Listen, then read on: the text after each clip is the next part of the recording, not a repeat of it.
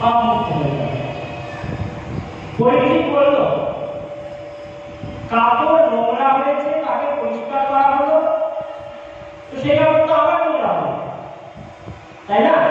কাপড় নোংরা হয়ে গেছে, তাকে সাবান দিয়ে ভালো করে সার্ফ দিয়ে পরিষ্কার করা হলো, সে কাপড়ে একদিন যায় কিন্তু আবার নোংরা হবে যদি নোংরা জায়গায় রেখে দিই।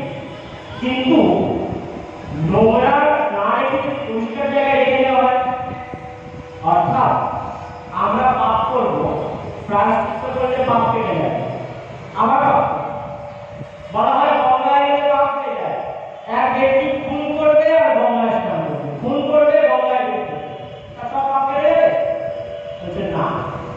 এই পরীক্ষিতের প্রশ্ন আপনি চিন্তা করে বলুন যে পাপে প্রায়শ্চিত্ত করলে পাপ কাটে, কিন্তু পাপের প্রবৃত্তিটা যখন কেটে যায় সেই উপায় বলুন যে আর পাপ করতে ইচ্ছে যাবে না, খুন করতে ইচ্ছে যাবে না, চুরি করতে ইচ্ছে যাবে না, সেইটা কি করে হয় বলুন? তার জন্য একমাত্র উপায় হচ্ছে ভগবান নামের স্মরণ, হরিনামের স্মরণ। সেই হরিনাম পারে আমাদেরকে উদ্ধার করতে হবে। হরি का भजन करो हरि है, সেই হরি ভজন পারে আমাদেরকে এই সংসার চক্র থেকে উদ্ধার করতে। তাই আসুন আমরা সেই ভজনে ব্রতী হই। बोल भगवान की हरि का भजन करो, हरि है तुम्हारा, हरि का भजन करो, हरि है तुम्हारा, हरि हरि दियो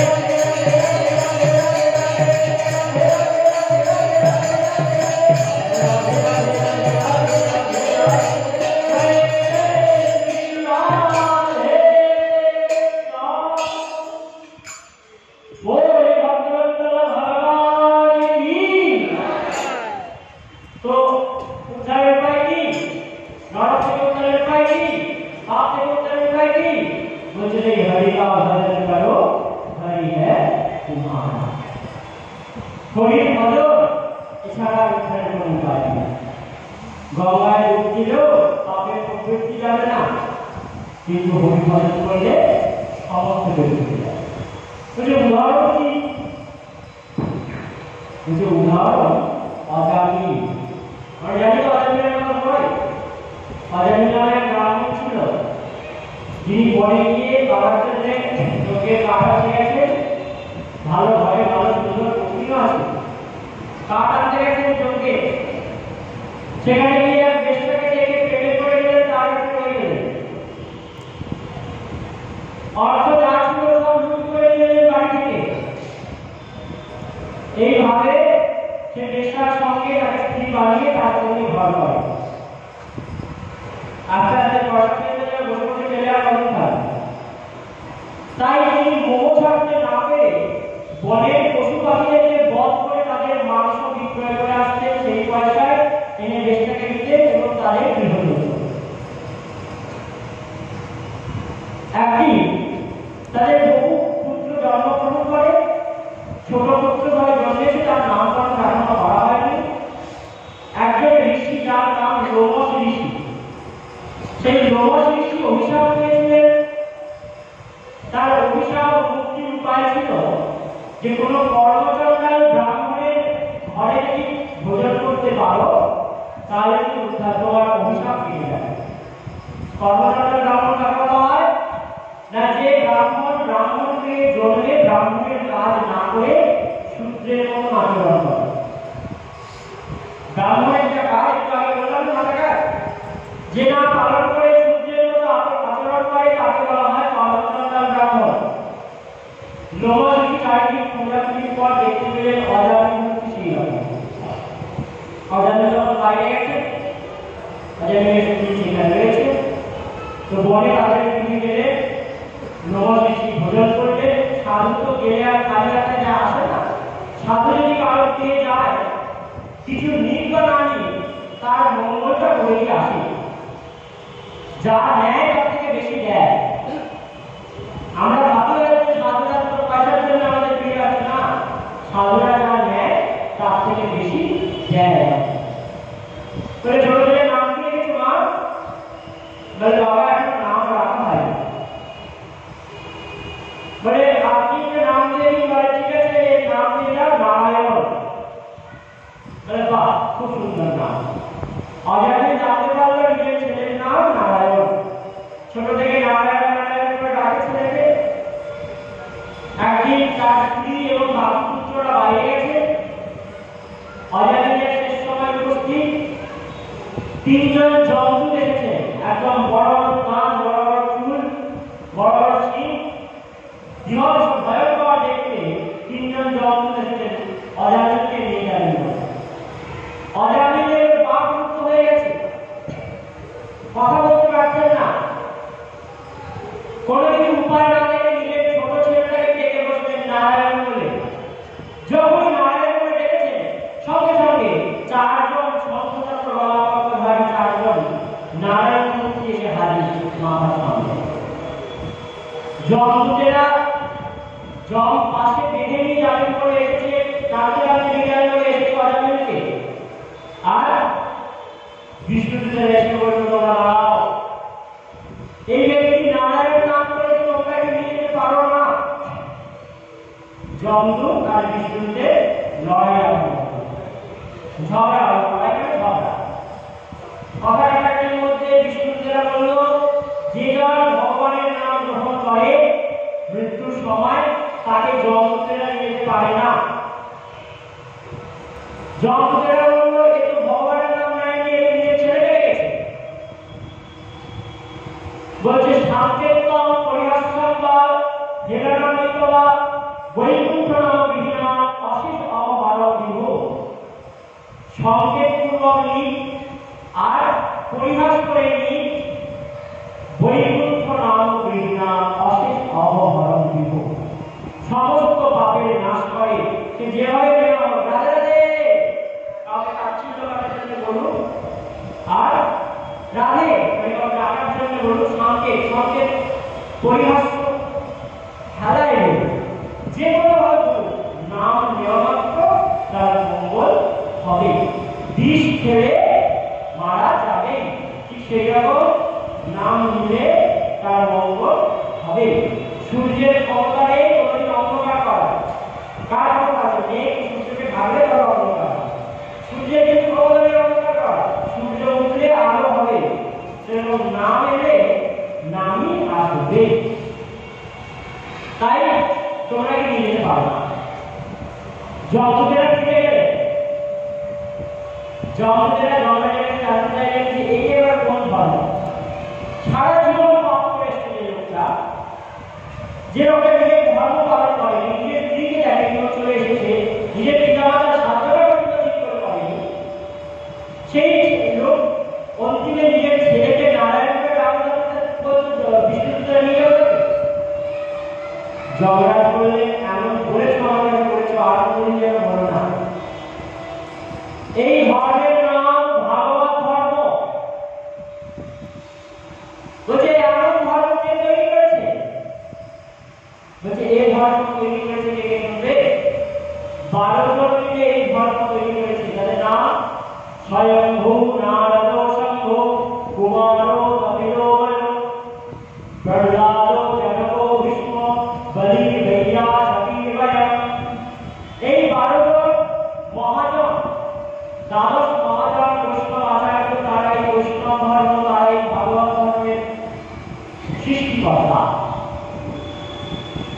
এই ধর্ম এই কথাই বলে যে কোনো ভাবে যদি নাম নেয় ভগবানের, তার সমস্ত পাপ নাশ হয়ে যায়। যে নামের ফলে পাপ নাশ হয় না, নামের আভাসই পাপ। নাম করবো এই কথা যদি কেউ ভাবে, নাম করতে হবে, মনে মনে সংকল্প করেছে যে আমি ভগবানের নাম করবো। ব্রহ্মলোকের ব্রহ্মা পূজার ছাড়া নিয়ে আগে থাকে, কেন? নাম করবো ভেবেছে যখন, এ ব্যক্তি আজ না হয় কাল আমার লোককে নিয়ে ভগবানের কাছে যাবে, তাই তাকে আরোগ্য করার জন্য দেবগণ সব প্রথমে লাগিয়ে নাম করতে হয়। ভগবান নামের এই বৈশিষ্ট্য চেয়েও বারবার মারবে না। মহাপ্রভু বললে চিত্তরূপ দর্পণকে মার্জিত করে ভব মহা বাবাকে নির্বাপন, সেই নাম কি করে? এই ভবসাগরের দাবাকে দাবানলকে নির্বাপিত করে, এই জ্বালাকে নিয়ে দেয়। সে মঙ্গল ঘটায়। বিদ্যাবধূ জীবন, বিদ্যাবধূ জীবন সর্বাত্মস্থাপনম পরম বিজয়তে শ্রীকৃষ্ণ সংকীর্তনম। বলে শ্রীকৃষ্ণ সংকীর্তন কি? এই সংকীর্তন কি করে? আমাদের সকল পাপকে নাশ করে, দূরীভূত করে দেয়, প্রেমের উৎপত্তি ঘটায়। তাই এটাই জন্য মহাপ্রভু বলছেন যে জপা সিদ্ধি জপা সিদ্ধি জপা সিদ্ধি নিরন্তর। নিরন্তর জপ করলে কি হয়? স্মরণ মননের থেকেও বেশি হয় নিরন্তর জপ। শুধু জপ, শুধু নাম, এই নামের মধ্যে দিয়ে পরিবেশ উদ্ধারের উপায়। ভগবান বলছেন না যে নাম করে, নাম তাকে আশ্রয় করে নেয়। যে নাম করে, নাম তাকে আশ্রয় করে নেয়, নাম তাকে ছাড়ে না। সে যদি বলে আমি ছেড়ে দেব, ছাড়তে পারে না, তাকে ধরে নেয়। এই হচ্ছে ভগবান নাম। তাই অজামিন মারা গেলেন না, অজামিন নারায়ণ নাম করায় কিছুদিন বাঁচলেন। এমনটা নয় যে অজামিনকে বিষ্ণুদূতরা নিয়ে চলে গেল, অজামিন বেঁচে গেলেন। সমস্ত সংবাদ শুনলেন যমদূতেদের আর বিষ্ণুদূতেদের। অজামিন তারপরে ভগবান ভজনের জন্য উত্তরের গমন করলেন, গুরুকরণ করলেন এবং মন্ত্র জপ করলেন। পরবর্তীকালে আবার ভগবান কৃপা এলো, তাকে নিয়ে গেল। এইভাবে অজামিন উদ্ধার হলেন। মৃয়মাণ হরের নাম বৃন্দের পুত্র পদারিত অজামিন অপগত ভাবতি গুণবচন দয়াবিন। মৃয়মাণ অজামিন সে পুত্র হিসাবে, নিজের ছেলে হিসাবে নারায়ণকে ডেকেছে। তাকে যদি সে ভগবানকে পেতে পারে, অপগত ভাবে পেতে পারে, তাহলে শ্রদ্ধাযুক্ত ভাবে যারা নেয় তাদের কি হবে? অজামিন নারায়ণ নাম করেছিল, কি করে করেছিল? আগে থেকে নিজের ছেলেকে নারায়ণ নারায়ণ করে ডাক। যদি নারায়ণকে নমো ছোট ছেলেকে তাহলে কোনদিন কিন্তু আর নারায়ণ বেরোতে আসে, তাই না? এখন সব নাম দিয়ে দেয়, চরিত্র সব অনেক নাম দিয়ে দেয়। একজনের নাম গোবিন্দ, তাকে শর্ট করে থাকে গবা। গবা মানে কি? সংস্কৃতে গবা শব্দের অর্থ হচ্ছে পায়খানা, মলতা। নাম গোবিন্দ, আগে গবা বলে। এখন তো নাম এবার সব সংকেত করে দিয়েছে। যাই হোক, যুগ এগোচ্ছে, নাম এগোচ্ছে, তাই যে যে যে নামে ডাকছে সেখানে যাবে। গোবিন্দ বাবা বলে ডাকে, কোথায় যাবে সেটা আপনারা বলি।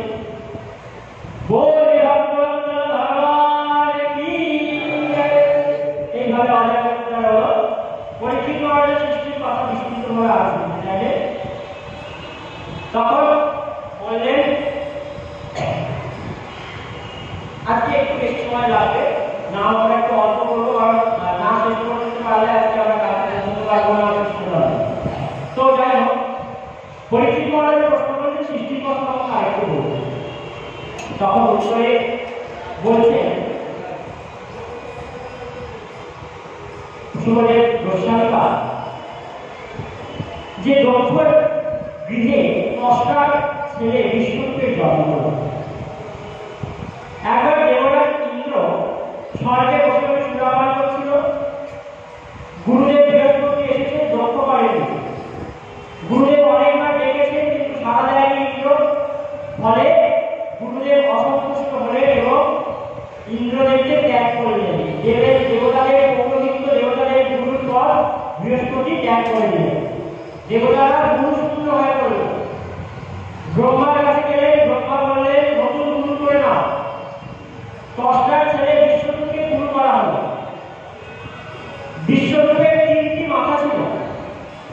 বিশ্বরূপের বাবা দেবতা এবং মা অসুর।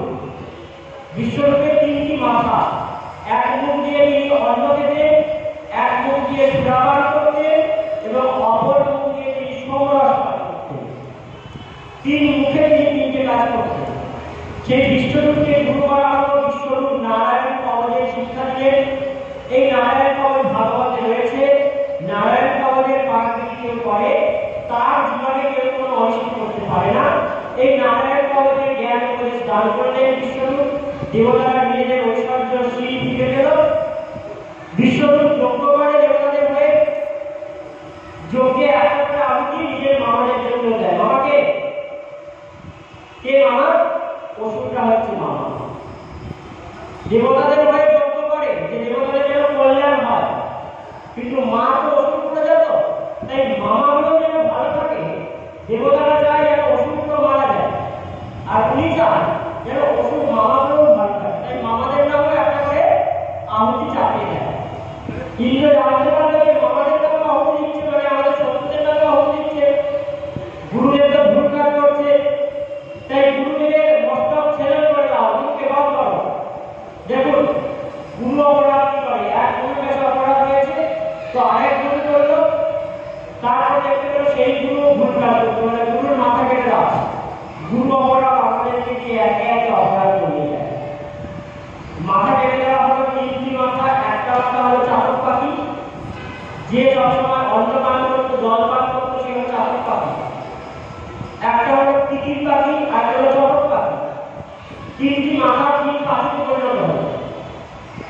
বিশ্বরূপ মারা যাওয়ায় তার বাবা ষষ্ঠা যজ্ঞ করলেন ইন্দ্রকে মারার জন্য, যে আমার ছেলেকে মেরেছে তো ওকে ওই মার।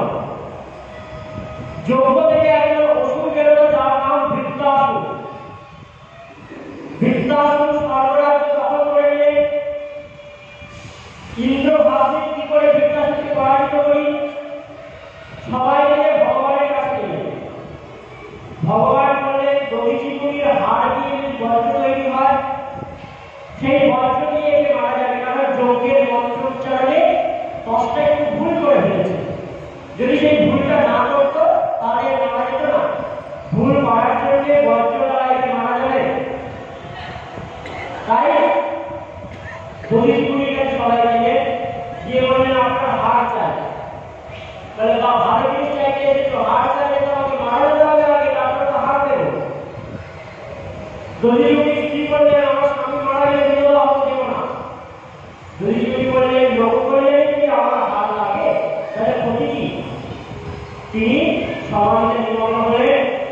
তার হাড় নিয়ে ইন্দ্ররা বজ্র তৈরি করলো। বজ্র নিয়ে বৃত্তাসুরের সঙ্গে যুদ্ধ করতে এলেন। বৃত্তাসুর হো হো করে হাসছে, হা হা করে হাসছে। রাগ করে যখন কেমন হয় কিন্তু লাগে না, রাগ করতে হাসি, হা হা করে হাসছে। তো বৃত্তাসুরকে দেখে ইন্দ্র বলছে আমার হাতে বজ্র আছে, তোমায় বধ করবো। বৃত্তাসুরের হাসি আরো বেড়ে গেল, অট্ট হাসি হাসছে। তুমি হাসতে গেল, মূর্খ ইন্দ্র, তুমি আমাকে মারলেও আমি জিতবো, তুমি আমাকে আমি তোমাকে মারলেও আমি জিতবো। কি করে না, তুমি যদি আমাকে মারতে না পারো তাহলে আমি তোমার স্বর্গে সিংহাসন পাবো, যা আমি একটু ছেড়ে পারি, জিতবো। আর যদি তুমি আমায় বধ করো তাহলে কি পাবো? মারতে পারো স্বর্গের সিংহাসন। আর যদি তুমি আমায় রক্ষা করো, আমি তোমাকে মারি, তাহলে পাবো স্বর্গের সিংহাসন। আর যদি তুমি আমায় বধ করো, মারো, তাহলে কি পাবো আমি? গৌরবিন্দ চরণ। বলে গৌর ভগবান কি। ইন্দ্র বলছে তুমি ভগবান চরণ পাবে কি করে? বলছে বজ্রটা কার হাত দিয়ে নেই? দরিদ্রের হাত দিয়ে। মানে সাধু ভজন ওই হাড়ের মধ্যে ঢুকে আছে। কার আদেশে বজ্র তৈরি হয়েছে? ভগবানের আদেশে তৈরি হয়েছে। মানে ভগবানের কৃপা ওই বজ্রের মধ্যে ঢুকে আছে। তাই ইন্দ্র ওই বজ্রকে তুমি যদি আমায় আঘাত করো, আমি যে ভগবান চরণ পাবো এতে কোনো সন্দেহ নাই। তাই ইন্দ্র আমার আর দেরি সহ্য হচ্ছে না। ইন্দ্র তুমি তাড়াতাড়ি আমায় বধ করো। অনেকদিন পেরিয়ে গেল, সেই ভগবানকে সেই প্রিয়তমকে দেখা হয়নি। তাই সেই প্রিয়তমকে চোখের সাথে দেখতে পাই। ইন্দ্র তুমি আমায় বধ করো। অজত পাক্ষায় মহানন্দ ভব। যেমন করে যে পাখি ডানা বেরোয়নি, সেই পাখি যেমন মায়ের জন্য অপেক্ষা করে, মা কখন খাবার এনে মুখে রেখে, সেই রকম আমি অপেক্ষা করছি তুমি কখন আমায় বধ করবে। ইন্দ্র ভাবছে মারবো না, মারবো না। বৃত্তাসুর নিজের গলা ছুটে দিলেন। ইন্দ্রের হাতে এসে রাত্রি বজ্র পড়ে গেল।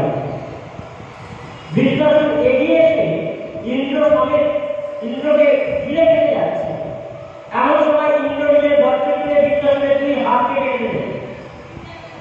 দুই হাত যখন কাটা হয়ে গেল, বৃত্তাসুর গোল করে গড়িয়ে এসে সমগ্র ইন্দ্র সমেত ঐরাবতকে ঘিরে ফেললেন। ইন্দ্র এবং সেই ইন্দ্র মুখের ঐরাবতের উপর সবকে একদম মুখের মধ্যে নিয়ে নিলেন। ইন্দ্র বজ্র দিয়ে বৃত্তাসুরের পেট কেটে বেরিয়ে এলেন। বৃত্তাসুরের উদ্ধার হলো ভগবান চরণে। পরীক্ষিত প্রশ্ন করলো, আচ্ছা বৃত্তাসুর তো অসুর ছিল, সে ভগবানকে তৈরি করে? সুবলেন্দু গোস্বামী বললেন যে দেখো, বৃত্তাসুর আগের জন্মে ছিল চিত্রকেতু নামে এক রাজা, যার 1 কোটি রানী ছিল, কিন্তু কোনো ছেলে ছিল না। অনেক কষ্টে একটা রানীর একটা ছেলে হয়েছে। বাকি রানীরা ভাবলো যে ওকে, ওই রানীকে সব প্রতি আমাদের রাজা বেশি ভালো লাগবে, কারণ ওর ছেলে হয়েছে।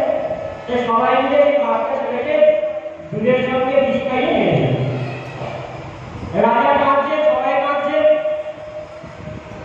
নারদ সেই পথটি যেতে বলছে ইন্দ্র, এই নারদ সেই পথটি যেতে বলছে চিত্রকেতু আসবে কেন? বলে আমার এক ছেলে ছিল বংশের দীপক, সেও মারা গেল। নারদ বলছে তোমার বাবার মৃতপুত্র নারদের কথায় উঠে বসলেন এবং বলছেন এরা আমাকে নিজের পুত্র বলে মনে করলেও আমি এদেরকে নিজের পিতা মাতাকে মনে করি না। কেন? এরা এই দেবতার পিতা মাতা হতে পারে, কিন্তু এরা আমার পিতা মাতা নয়। আমি জন্মে জন্মে এরকম পিতা মাতা পেয়েছি। মৃতপুত্রের মুখে বৈরাগ্য বচন শুনে চিত্রকেতুর বৈরাগ্য হল। রাজত্ব ত্যাগ করে ভজনের জন্য বেরিয়ে পড়লেন। একদিন সেই চিত্রকেতু কৈলাসে গেছে। কৈলাস পর্বতে মা পার্বতীকে দিয়ে বাম করে বসিয়ে মহাদেব বসে আছে। এটা দেখে হেসে ফেলেছে চিত্রকেতু রাজা। পার্বতী অভিশাপ দিলেন, অসুরের মতো তোমার মুক্তি, তুমি অসুর হও। মহাদেব আশীর্বাদ দিলেন, অসুর হলেও তুমি ভগবানকে লাভ করতে পারবে। তাই কিন্তু এরকম ভাবে জন্মালেন। এইভাবে ষষ্ঠ স্কন্ধের বিস্তার হলো। সপ্তম স্কন্ধে প্রহ্লাদ মহারাজের চরিত্র আমরা সবাই জানি। প্রহ্লাদ মহারাজের চরিত্র কালকে আমরা শুনেছিলাম হিরণ্যকশিপু ভাই। তো হিরণ্যকশিপু তার ছেলে হলেন প্রহ্লাদ, তার পত্নী কয়াধু। সেই হিরণ্যকশিপু যখন তপস্যা করতে যায় তখন প্রহ্লাদ কয়াধুর গর্ভে। দেবতাগণ ভাবছেন মনে মনে যে যার বাবা এত পরাক্রমী আমাদেরকে বধ করতে গেলে তার ছেলে তো আরো খতরনাক হবে, তাই গর্ভের মধ্যে তার ছেলেকে মেরে ফেলে। কয়াধুকে হত্যা করার জন্য, কয়াধুর গর্ভে তার ছেলেকে হত্যা করার জন্য উদ্যম হলেন ইন্দ্র। নারদকে রক্ষা করলেন। নারদ বললেন যদি বাজে ছেলে হয় তোমাদেরকে দেব, আর যদি ভালো ভক্ত হয় তাহলে একে রেখে দেব। নারদের আশ্রমে লালিত পালিত হলো কয়াধু। সবসময় হরিকথা বলে নারদ। গর্ভের থেকে প্রহ্লাদ সেই হরিকথা বলে, গর্ভে থেকে সে হরিচর্চায় হরিকথায় একদম প্রলুব্ধ চিত্ত হয়েছেন, সবকিছু জানছেন ভগবত কথা। গর্ভের মধ্যে থেকে ভগবত কথা শুনে আর এদিকে হিরণ্যকশিপু তপস্যা করছেন। ব্রহ্মা খুশি হয়ে ব্রহ্মা এলেন। ব্রহ্মা এসে বলছেন ব্রহ্মা কি চাই? হিরণ্যকশিপু বলছে আমি একটা লিস্ট এনেছি, লিস্ট বলে। প্রথমে বললেন অমরের বর্ণা। বললে অমর তো হতে দিতে পারি না, কারণ আমি নিজেই অমর নয়। বলে তাহলে যেগুলো চাইলে দেবে তো? বলে হ্যাঁ দেব। সঙ্গে সঙ্গে একটা লিস্ট বার করেছে। বলে পরপর বলে যাচ্ছে আমি জলে বলবো না, ডাঙায় বলবো না, তথাস্তু। আমি ঘরে বলবো না, বাইরে বলবো না, তথাস্তু। 12 মাসের মধ্যে কোনো মাসে মারা যাবে না, তথাস্তু। তোমার দ্বারা সৃষ্ট কোনো জীব আমায় মারতে পারবে না, তথাস্তু। আর কোনো অস্ত্রশস্ত্র আমায় মারতে পারবে না, মানুষ মারতে পারবে না, পশু মারতে পারবে না, দেবতা মারতে পারবে না। আমি সকালে বলবো না, রাত্রে বলবো না, আমি আকাশে বলবো না, মাটিতে বলবো না। একে একে লিস্টের কথা বলে যাচ্ছে। আর ব্রহ্মা তথাস্তু বলে অন্তিমে যখন ব্রহ্মা যাচ্ছে তখন হিরণ্যকশিপু মনে মনে ভাবছে পুরোকে খুব ঠকিয়েছে। এটা পুরো এসেছিল অমরত্ব দেবে না বলে, আমি যা চেয়ে দিলাম তা অমরত্বের সমান। আর ব্রহ্মা বলছে ওরে এই কর্মে পাকাইলাম দাঁড়ি, তোর একটা মাথা আমার 4টে মাথা, তোর মুখ দিয়েছি আমার মুখ দিয়েছি, তোরও মৃত্যুর লোক আছে, ঠিক আছে। তাই হিরণ্যকশিপু বরদান নিয়ে এলেন পৃথিবীতে রাজত্ব করার জন্য। হিরণ্যকশিপু রাজত্ব করছেন। প্রহ্লাদকে গুরুগৃহে পাঠালেন। প্রহ্লাদ গুরুগৃহে গিয়ে সব ছাত্রদেরকে হরিভজনের মনে করে তুলছেন। তাই বাবার কাছে খবর এলো। বাবা অনেক প্রার্থনা করলেন। ওপর থেকে পাথর বেঁধে সমুদ্রে লিখে কালকুটের বিষ মাখিয়ে খাবার দিয়ে আসা, অগ্নির মধ্যে প্রক্ষেপ করা, অনেক কিছু করলেন, কিন্তু কোনো মতেই প্রহ্লাদ মারা গেল না। মন্ত্রীরা বলছে তোর হরি কোথায় আছে? যে বাবা হরি সর্বত্র আছে, হরি ভক্তের দৃষ্টিতে থাকে, ভক্তের দৃষ্টি যেখানে পড়ে হরি ঠিক সেইখানে রাখতে হয়। বলে তোকে খড়গ দিয়ে মারবো, দেখতে পাচ্ছিস হরিকে? বলে হ্যাঁ পাচ্ছি। স্তম্ভের মধ্যে দেখতে পাচ্ছিস কসবাস স্তম্ভের দৃষ্টি, তোর হরি যদি সব জায়গায় থাকে তাহলে স্তম্ভের মধ্যে দেখা যাচ্ছে না কেন? বলে বাবা আমি স্তম্ভের মধ্যে হরিকে দেখতে পাই।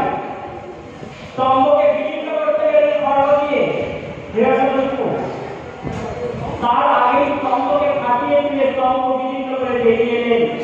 আর্ধেকটা মানুষ আর্ধেকটা ছিল লোকে। বলে নারসিংহ ভগবান কি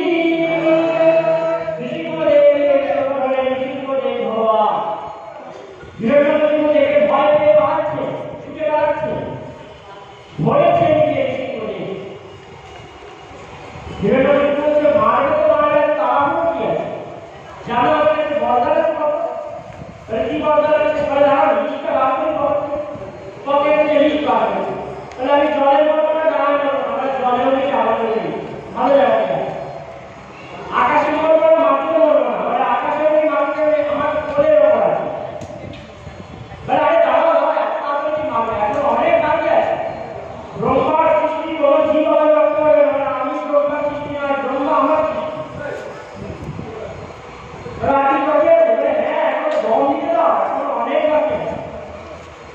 ঠিকই ওই যে 12 মাসের মধ্যে কোন মাসে মারা যাবে না, দেখা করছেন না নতুন মাস তৈরি করে দিবে।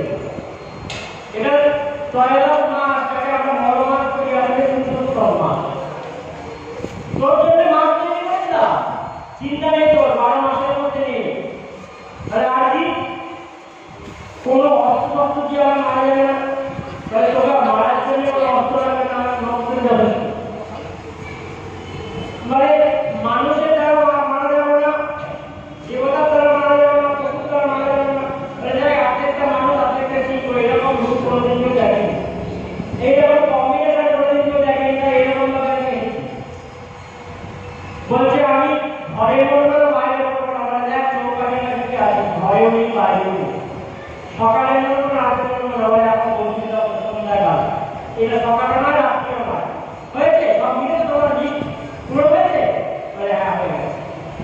সঙ্গে সঙ্গে কৃষ্ণ ভগবান বধ করলেন হিরণ্যকশিপুকে। নমস্তে নরসিংহায় প্রহ্লাদ নাম দায়িনে হিরণ্যকশিপুর বংশঃ শিরাকান্তরথায়। ইতো নৃসিংহ বরকর যাতে যাতে নামামি ততো নৃসিংহ। সেই নৃসিংহদেরকে সবাই প্রণাম করলেন, বলে